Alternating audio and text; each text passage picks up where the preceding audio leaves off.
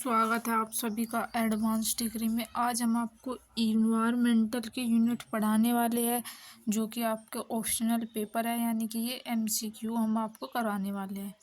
तो हम आपको सभी यूनिट और सभी टॉपिक एमसीक्यू पढ़ाएंगे, जो कि कुछ बच्चों का कमेंट आया था कि हमें एमसीक्यू करा दीजिए, क्योंकि कुछ सेमेस्टर जो है वो एमसीक्यू के चल गए हैं। तो चलिए वीडियो को स्टार्ट करते हैं। तो देखिए, जो इन्वायरमेंटल का टॉपिक है उसके आज हम एमसीक्यू देखेंगे।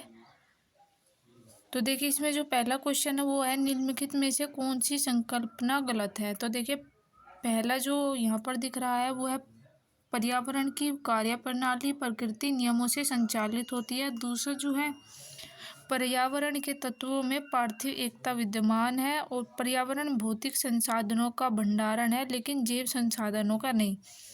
तो देखिए, ये क्या है, इसमें तीसरा ऑप्शन जो है वो सही है, क्योंकि जो संकल्पना कौन सी गलत है, ये है कि जो भौतिक है वो संसाधनों का भंडार तो है, लेकिन जैविक संसाधन का नहीं है। ये बात इसमें गलत कही गई है, नहीं है, ये है, जैविक संसाधन है ये।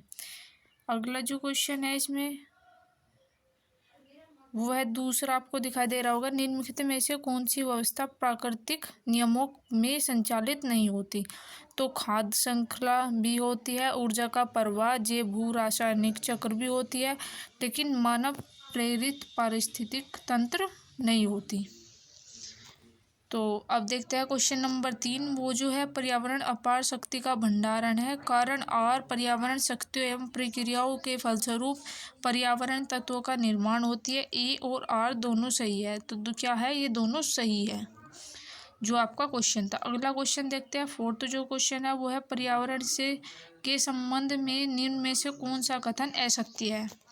तो देखिए, जैव मंडल पर्यावरण के अध्ययन की आधारभूत इकाई है, ये भी गलत है। दूसरा जो है, जैव मंडल में भौतिक एवं जैविक तत्व दोनों ही विद्यमान है, ये भी गलत है। हरे पौधे अपने मृत अवयवों को अपघटित कर सकते हैं, ये सही आपका क्वेश्चन है। अगला जो है, वनों को काटने का परिणाम होता है, वर्षा और नमी में वृद्धि होती है, गलत। मिट्टी का क्षरण और अनियंत्रित बाढ़, ये नुकसान होता है वनों को काटने से। वनों व वृक्षों व वनों को काटने से किस प्रकार की हानि होती है। तो देखिए, उपयुक्त सभी होती है, वायुमंडल में यानी कि इन्वायरमेंटल में चेंज होता है, प्रदूषण होता है, पोल्यूशन होता है, भू संचरण होता है, यानी कि उपयुक्त सभी। जीवों की पारिस्थितिक कारकों का योग पर्यावरण है, यह कथन किसका है। तो ये फिटिंग एक साइंटिस्ट थे, उनका ये है। अगला जो क्वेश्चन है वो है, अधोलिखित में से भौतिक वातावरण का तत्व नहीं है। तो देखिए, बस्तियां जो है वो तत्व नहीं है, भूमि के रूप में भी है, मिट्टियां भी है और खनिज भी है। सतत व स्थायी विकास किस प्रकार की अवधारणा से संबंध रखता है। तो नवनियतवादी अवधारणा से संबंध रखता है। अगला जो क्वेश्चन है वो है, पर्यावरण एक अविभाज्य समिट है, जिसकी रचना होती है भौतिक, जैविक एवं सांस्कृतिक तत्वों वाले पारस्परिक क्रियाक्रम तंत्रों से होती है। वर्तमान में वन्य क्षेत्र उसे कहा जा सकता है जहां प्रकृति में मानव क्रिया द्वारा परिवर्तन हुआ है। तो 50% से कम परिवर्तन हुआ है। अगला जो क्वेश्चन है, पर्यावरणीय निश्चयवाद के प्रतिपादक कौन है। तो कार्ल रिटर है। अगला जो है, इन्वायरमेंट से अभिप्राय है। तो देखिए, क्या अभिप्राय है, भूमि, जलवायु और पशु प्रकृति दुनिया में इनके चारों ओर अस्तित्व है, गलत। दूसरा जो है, उन संपूर्ण दशाओं का योग जो व्यक्ति को एक समय बिंदु पर घेरे हुए होती है, भौतिक, जैविक एवं सांस्कृतिक अत्यंत होती है। तो लास्ट का, क्रियाक्रम व्यवस्था जो अंत से संबंधित होती है। तो उपयुक्त सभी, यानी कि ये सभी जो है ये इन्वायरमेंट में आते हैं।